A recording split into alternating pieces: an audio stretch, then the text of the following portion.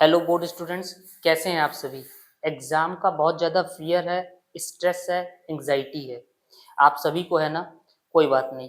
मैं आपको एक प्लानिंग बता रहा हूँ कि जो एग्ज़ाम का आपका टाइम पीरियड बचा हुआ है, यानी कि लास्ट मंथ ये, इसमें आप क्या-क्या काम करें और कैसे इस कम समय में अपनी तैयारी को बूस्ट अप करें, राइट? देखिए, किसी भी चीज़ को आगे बढ़ने के लिए स्ट्रेस नहीं चाहिए। स्ट्रेस क्या करेगा? आपकी एनर्जी को डाउन करेगा, है ना? आप मोटिवेटेड रहिए, आप अपने टाइम टेबल के अकॉर्डिंग पढ़ाई करते चलिए। मैं यहाँ पर कुछ पॉइंट आपको सजेस्ट कर रहा हूँ, जो आपके बोर्ड के एग्ज़ाम में बहुत ज़्यादा मदद करेगा। जितने भी बोर्ड के स्टूडेंट्स हैं, आप उनके साथ में शेयर भी ज़रूर करिएगा, ठीक है? जिससे वो भी अपने जो एग्ज़ाम का फ़ियर है, एंग्ज़ायटी है, उसको दूर कर सकें और कम समय में अपनी प्रिपरेशन को ज़ीरो से हाई लेवल तक लेके जा सकें। जितना पोटेंशियल है उनके अंदर, वो दिख सके उनकी आंसर शीट में। चलिए, पहला पॉइंट ये है कि revising core subjects. Core subject कैसे रिवाइज करेंगे? कोर सब्जेक्ट क्या होते हैं? जैसे कि मैथमेटिक्स हो गया, साइंस हो गई, एसएसटी हो गई, इंग्लिश हो गई।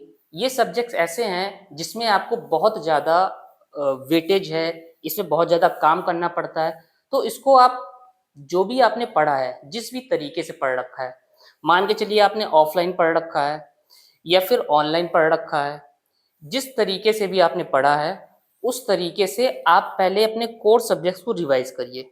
पहला तो काम ये है। रिवीजन कैसा हो? ढंग से हो। जो आपने नोट्स बनाए हैं, उसी पर ज़्यादा कमांड करिए। नई चीज़ों पर मत शामिल होइए। जो आपने अभी तक करा है, देखिए, बोर्ड में आपने स्कूल में भी एग्ज़ाम दिए होंगे, प्री बोर्ड दिए होंगे, हाफ ईयरली दिए होंगे, पीरियोडिक दिए होंगे। तो आप बिल्कुल कॉन्फिडेंट रहो।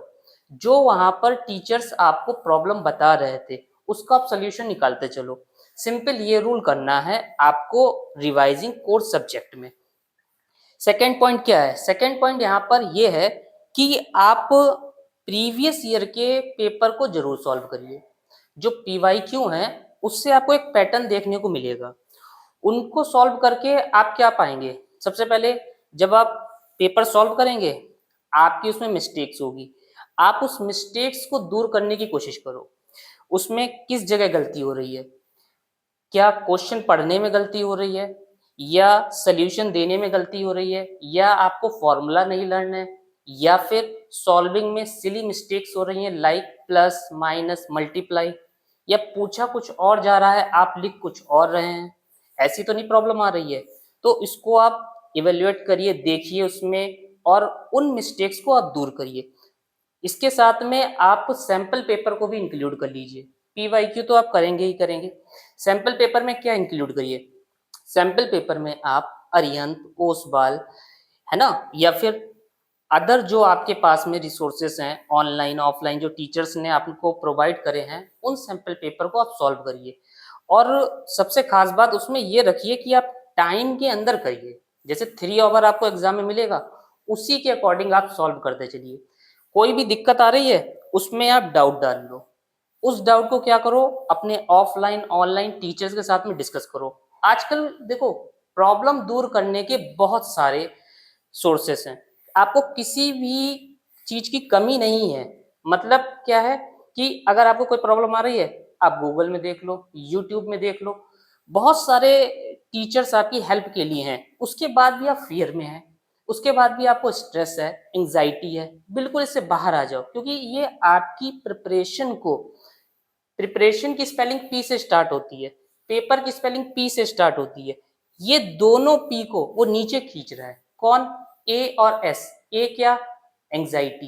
एस क्या? स्ट्रेस। ये दोनों पी को नीचे के लिए खींच रहा है, जिससे आपकी एनर्जी बढ़ने की बदली कम होती जा रही है और आप फोकस नहीं कर पा रहे हैं। नेक्स्ट क्या है? Take mock test. Mock test यहाँ पर क्या है? जो आपने sample paper P Y Q solve करे, उसमें टीचर्स ने जब आपको चेक करा, ऑफलाइन आप जो पढ़ रहे हैं या ऑनलाइन, जैसे भी वो चेक हुआ है, उसमें जो मिस्टेक्स टीचर बता रहा है, ध्यान से समझना इस बात को। इसमें बहुत सारे स्टूडेंट्स को ये लगता है कि मैंने ये लिखा है ये सही है, या उन टीचर ने हमें ऐसे बताया था ये सही है। मेरी बात अच्छे से समझना, वेरीफाई करो उस आंसर को। वेरीफाई कैसे करते हैं? अगर उस आंसर में आपको लगता है सही है और जिस ऑफलाइन टीचर ने उस आंसर को चेक करा वो कह रहा है ऐसे आंसर नहीं, इस टाइप से आप लिखने की कोशिश करो, आप नहीं लिख रहे हो, तो इसमें आप क्या करो? सबसे पहले उस टीचर की बात को मानो। क्यों मानो? क्योंकि उसे एक्सपीरियंस है। आप पहली बार 10th और 12th दे रहे हो, वो लास्ट ईयर से कई सारे स्टूडेंट्स को 10th और 12th वहां तक पहुंचा के आया है ना? तो आप उस टीचर की बात मानो, जो भी वो बता रहा है। अगर आपको उन टीचर पर ट्रस्ट है तो उनकी बात, अगर वो कह रहा है ये आंसर ऐसे नहीं इस टाइप से लिखो, यहाँ पर पॉइंट में आंसर दो, है ना? उन टीचर की बात मानो और उसमें हुई मिस्टेक्स को आप तुरंत सही करो। आप लैंग्वेज में लिख रहे हैं, अच्छे से नहीं लिख पा रहे हैं, तो टीचर कह रहा है इन पॉइंट्स को शामिल कर लो, फिगर को शामिल कर लो, आप तुरंत उसको इम्प्लीमेंट करिए, ठीक है? अगला पॉइंट है अपने आप, जैसे टीचर ने पढ़ाया, सबने सब कुछ रेडी हो गया, क्या करो आप? Create and review. क्या करो? खुद से बनाओ, शीट नोट्स बनाओ, छोटी छोटी शीट नोट्स बनाओ, फॉर्मूला शीट बनाओ, डायग्राम्स बनाओ खुद से। कि ये नहीं कि मतलब जो नोट्स हैं वो अलग है, आप अपने आप से छोटे छोटे जल्दी जल्दी फॉर्मूला शीट चैप्टर वाइज कर ली, जैसे कि फिजिक्स में लाइट के कर लिए, है ना, इलेक्ट्रिसिटी के कर लिए, ऐसे छोटे छोटे फॉर्मूला शीट्स आप बनाते चलो, वो एक साथ आपको रिवीजन में बहुत ज्यादा हेल्प करेंगे और क्विक रिवीजन होगा। डेली उसको रिवाइज करते चलो, है ना? शॉर्ट नोट्स को डेली आप रिवाइज करते हो, डेली। वो इतनी जल्दी होंगे, आपको लग रहा होगा कि इसमें टाइम लगेगा, बहुत ज्यादा दिक्कत आएगी, कुछ नहीं है। अगर आप अपने आप से बनाओगे, मुश्किल से मैं बता दूं, अगर मान के चलो मैथ्स के आपने सभी चैप्टर के फॉर्मूला शीट बनाए, उसको आप डेली रिवाइज करोगे तो 10 से 15 मिनट में रिवाइज होंगे, सिर्फ 10 से 15 मिनट में। साइंस के आंसर अगर आपने बनाई, फिजिक्स के न्यूमेरिकल के लिए फॉर्मूला शीट बनाई, उसको रिवाइज करने में 10 मिनट इनफ होगा। 10 मिनट अगर आप डेली करते हो, मेरी बात मान लो।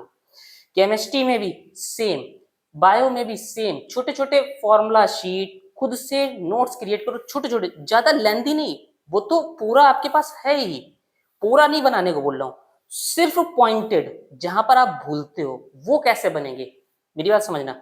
जो पीवाईक्यू आपने सॉल्व करे हैं, जो आपने सैंपल पेपर करे हैं, उनमें जो मिस्टेक आ रही है उस बेस पर फॉर्मूला शीट और नोट्स क्रिएट करेंगे, ठीक है? नोट्स शीट उस बेस पे क्रिएट होगी, फॉर्मूला शीट भी उसी बेस पे क्रिएट होगी। डायग्राम में लेवलिंग पर फोकस करो, लेवलिंग में कहाँ कमी हो रही है, मैं कहाँ पर भूल रहा हूँ, ये स्ट्रक्चर। बहुत सारे टीचर कहते हैं स्ट्रक्चर मैटर नहीं करता, आप स्ट्रक्चर सही बनाओ, है ना? एक मेरी बात समझना, जैसे एलिफेंट है, एलिफेंट की जगह पे आप डियर बना दो और कहो कि मैंने तो सब बता दिया, इसकी आईज इधर है, टेल इधर है, लेग इधर है, ये कोई बात में बात होती है ना? तो स्ट्रक्चर भी मैटर करता है, आप स्ट्रक्चर को अच्छे से बनाओ। ये नहीं कह रहा हूं बिल्कुल बुक की तरह ही छाप दो, नहीं, ऐसा नहीं कहने का मतलब है। स्ट्रक्चर आप मतलब ऐसा तो हो कि एलिफेंट एलिफेंट की तरह लगे, डियर ना लगने लगे, समझ रहे हो? मैंने देखा बहुत सारे स्टूडेंट जैसे कि ओपन स्टोमेटा क्लोज स्टोमेटा बनाते हैं, कहते हैं वो तो ऐसे ही बन जाएगा। अरे भाई, राजमा बीन शेप का है, आप कोशिश करते हो वो सही तो करो, ऐसा तो स्ट्रक्चर करो कि वो मतलब अजीब ना लगे दिखने में, है ना? और लेवलिंग उसकी प्रॉपर होनी चाहिए, और पेंसिल से शेड में पॉइंटेड चीजें आप नोट डाउन करिए। फिर क्या है? Practice writing skill. मतलब क्या है? राइटिंग स्किल की प्रैक्टिस करो। जैसे किसी भी आंसर को आपको लिखना है, सबसे पहले उसका रूल, क्वेश्चन अच्छे से पढ़ा, पूछा क्या है, उसके अकॉर्डिंग आंसर दिया। अब आंसर आप कैसे देंगे? पैराग्राफ में देंगे, पॉइंट में देंगे, या मेन बातों में अंडरलाइन करेंगे, या इन्वर्टेड कॉमा में करेंगे, ये सब आप जब सैंपल पेपर में कर रहे हो तभी इस चीज को इम्प्लीमेंट करते चलो। और ये सही है या गलत है, या इसमें और अच्छा कैसे कर सकते हैं, जो टीचर आपको पढ़ाने आ रहे हैं उनसे उस चीज को डिस्कस कर लो, वो बता देंगे हाँ तुमने ये सही करा है, इसमें ये और इंक्लूड कर लो। मेरी बात समझ रहे हो? जैसे पैराग्राफ लिखा आपने, तो उन टीचर ने कहा कि चलो ये अच्छा करा है, इसमें अगर आप रिएक्शन दे दो, छोटी सी फिगर बना दो, है ना, पॉइंट में आंसर दे दो, या अंडरलाइन कर दो इन वर्ड को, या फिर इन्वर्टेड कॉमा में रख दो, ये चीजें इंप्लीमेंट जब आप अपनी आंसर शीट में करेंगे तो वो उसको इनहेंस कर देगा, है ना? तो जो चेक करने वाले टीचर हैं वो और ज़्यादा अच्छे से समझेंगे कि हाँ देखो स्टूडेंट को बहुत अच्छा बताया है, समझाया है, एज़ अ टीचर की तरह स्टूडेंट आंसर लिख रहे हैं। तो वो आपके मार्क्स को काटने की बजाय प्लस करेंगे। जहाँ पर 4-5 में से 3 मिल रहे होंगे, वो 4.5 देंगे। मेरी बात मान लो, ठीक है? अगला क्या है, जो डेली रूटीन का आपका स्ट्रक्चर है, उसको आप फॉलो करिए। डेली रूटीन के स्ट्रक्चर को कैसे फॉलो करें? आपने आपने कहा कि सुबह ये करेंगे और शाम में ये करेंगे, दोपहर में ये करेंगे, ठीक? जैसे भी आपने रूटीन बनाया, जैसे कि मैं आपको सिंपल बताता हूँ। आप एक काम ये करिए, 2 बड़े सब्जेक्ट ले लीजिए, 1 लाइट सब्जेक्ट ले लीजिए। बड़े सब्जेक्ट में जैसे कि आपने ले लिया मैथ्स ले लिया, एसएसटी ले लिया। एक लाइट सब्जेक्ट में आपने ले लिया इंग्लिश या हिंदी ले लिया, है ना? इस तरीके से 2 बड़े सब्जेक्ट और 1 लाइट सब्जेक्ट को इंक्लूड करके आप अपना डे का स्ट्रक्चर बना लीजिए, है ना? प्रॉपर रेस्ट भी आपको ज़रूरी है, अच्छे से फूड भी लो आप, प्रॉपर स्लीप भी लो और फास्ट फूड को बिल्कुल इग्नोर कर दो। अभी आना-जाना बिल्कुल पूरे तरीके से बंद कर दो। कहीं पर भी आना-जाना ये लास्ट मंथ के लिए बिल्कुल बंद कर दो, ठीक है? अच्छे से स्लीप होनी चाहिए, राइट? और पानी पीते रहो, ठीक है? जिससे पानी की बॉडी में कमी ना हो। स्ट्रेस बिल्कुल भी मत लो। एक पॉइंट और कहना चाहता हूँ कि आप प्रिपरेशन कर रहे हैं, सैंपल पेपर में जो चीज़ें आपको दिख रही हैं, उसके अकॉर्डिंग मिस्टेक्स को भी आप दूर कर रहे हैं। उसके बाद में आप किसी भी न्यू टॉपिक्स को इन्वॉल्व मत करिए, उसको अवॉइड करिए। न्यू टॉपिक्स अब समय नहीं है कि आप उस पर इतना सारा टाइम दें, है ना? लेकिन 100 में से न्यू टॉपिक आ रहा है 2 नंबर का, 5 नंबर का, छोड़ दो, क्योंकि वो और में फँसेंगे। किसमें फँसेंगे? और वाले में। और आपको अगर आप जिस तरीके से प्रिपरेशन करेंगे, जो अभी मैंने 6, 7, 8 पॉइंट बताए हैं, अगर आप इसको प्रिपरेशन में इंक्लूड करेंगे आज से ही, तो यकीन मानिए और वाले क्वेश्चन भी आपको आ रहे होंगे, है ना? न्यू टॉपिक पूरे तरीके से हटा दो, अवॉइड कर दो। जितना टाइम आप उसमें देंगे उतना, जैसे न्यू टॉपिक में आपने टाइम दे दिया 4 घंटे का, लेकिन एक सैंपल पेपर को सॉल्व करने में आपने टाइम दे दिया 3 ऑवर का, वो ज़्यादा अच्छा है। न्यू टॉपिक को हटा के उस पे ज़्यादा प्रैक्टिस पे आ जाओ, राइट? इन सारे पॉइंट्स को आप अपनी लास्ट मंथ की प्लानिंग में इंक्लूड कर लीजिए। बात समझ रहे हो? जब आप इसको इंक्लूड कर लेंगे, आप सबसे पहले डे बाय डे आप देखते चलेंगे आपके अंदर एनर्जी बढ़ रही है, स्ट्रेस का लेवल कम हो रहा है, एंग्जाइटी दूर हो रही है, एग्ज़ाम का फ़ियर बिल्कुल ख़त्म हो रहा है। ये तभी होता है जब हमारी फुल प्रिपरेशन नहीं होती है। इस तरीके से आपका फुल रिवीजन हो गया, अच्छे तरीके से आप एग्ज़ाम में करके आएँगे। इन सारे पॉइंट को आप इंक्लूड करिए, अपने जो फ्रेंड्स हैं, बोर्ड के और स्टूडेंट्स हैं, उनके साथ में इस वीडियो को शेयर भी कर दीजिए। देखिए, सर भी आपके लिए मेहनत कर रहे हैं या नहीं कर रहे हैं? तो सर के वीडियो भी वहाँ तक पहुँचाइए जिससे आपके फ्रेंड्स की भी हेल्प हो सके, ठीक है? हम लोग मिलते हैं एक और न्यू टॉपिक के साथ में। एक बात और कहना चाहता हूँ, न्यू टॉपिक में तो आऊँगा ही, मैं मैथ्स के, साइंस के बहुत ईज़ी वे की सॉल्विंग लाता हूँ। अपने इसी प्रशांत गुप्ता मैथ्स का चैनल है, उसमें क्या होता है कि 12th और 10th के लिए इम्पोर्टेंट क्वेश्चंस को सॉल्व करता हूँ, है ना? सेक्शन ए बहुत आसान तरीके से, पूरे ऑनलाइन प्लेटफ़ॉर्म में आप देख लो, सेक्शन ए 20 क्वेश्चन इतने आसान ट्रिक से आपको नहीं बताए गए हैं, जिसको मैंने वहाँ पर कवर करे हैं। आप उसको ज़रूर देखिएगा, जो आपकी प्रिपरेशन में बूस्टर की तरह काम करेगा। ऐसे ही साइंस में भी मैंने इंक्लूड करा है। साइंस का चैनल का नाम है प्रशांत गुप्ता साइंस। इन दोनों पर आप जाइए, अच्छे से आप चीज़ों को समझिए और बिल्कुल भी टाइम वेस्ट नहीं करना है, बोर्ड के लिए लग जाना है, ठीक है?